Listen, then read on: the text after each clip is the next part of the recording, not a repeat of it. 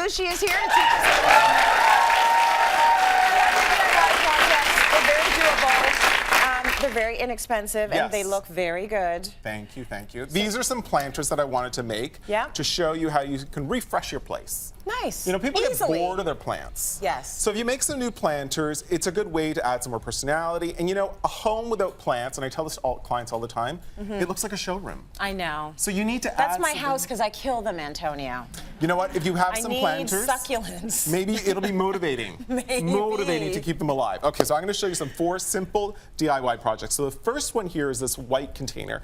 And if you can believe it, it started out as an ice bucket. Wow, so this is like old school ice bucket, not a lot of money. Would you go to the dollar store, secondhand store? Yes. And so I got rid of the lid and I actually just broke off the handle. Okay. I spray painted it white. Ooh. And then I took an old belt. Smart. And I attached it to make the handle, and I used a bit of like this faux leather string or shoelaces to secure it in place, and that's how I made this one over here. Can we show that one? Let's bring it in so Al can get a shot of it, but look at how beautiful that looks. And you know, one thing about planters, I always lean to white containers because it really helps the greenery pop.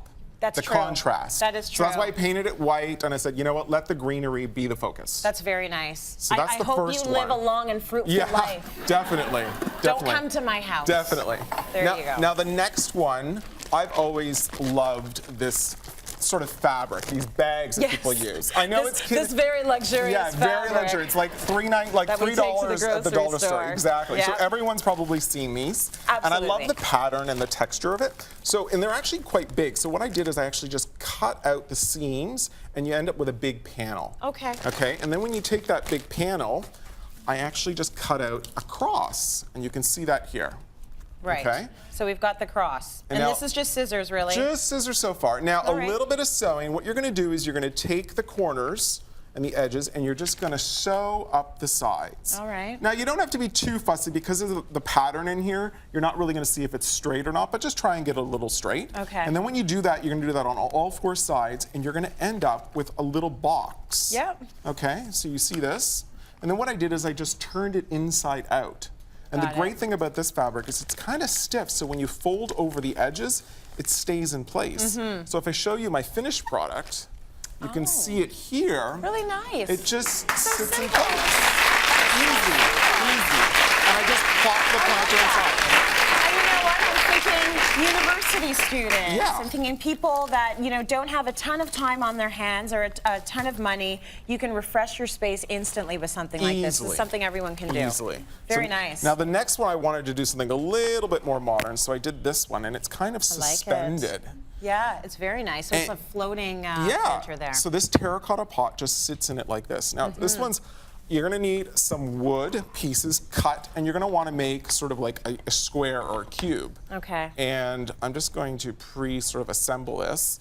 And the thing about this one here is because you're going to use a terracotta pots have this built-in ledge to it.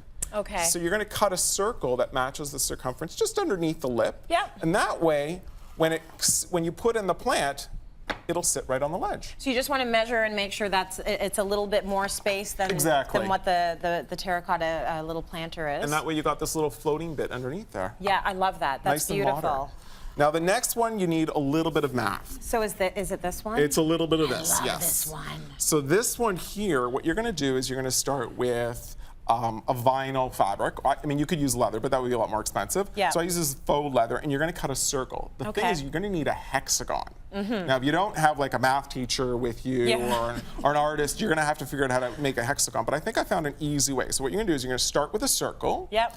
And you're going to fold it in half. Okay. Okay. And then you're going to take your marker or pen, and you're going to mark on the insides.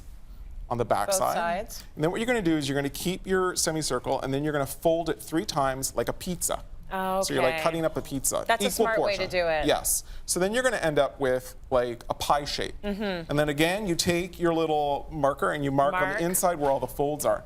Then what happens is when you open it up, you're going to see 6 marks on the circumference. You connect the dots. You connect the dots, Okay. and then you cross the lines, and that's how you're going to get your hexagon, and you're going to cut off the excess pieces. You don't even need a ruler. No, That's you don't. Good. And you know, this project, you've got a little this. bit of leeway because there's some room to sort of make an error if you need, because it doesn't have to be perfect. It doesn't have to be a perfect hexagon. Right. Now, you explain really well on the show, but if you want to see all of this, we've got it on our website, cityline.ca. Yes. Like, you can always see that, go there for all of the instructions, but keep going. Okay, so the next thing you're going to do is you want to cut down the lines of the hexagon towards the center, and you're going to sort of cut maybe halfway. And then what you're going to do is lay it sort of flat on the ground, and you're going to take your pieces and you're going to start to fold them up.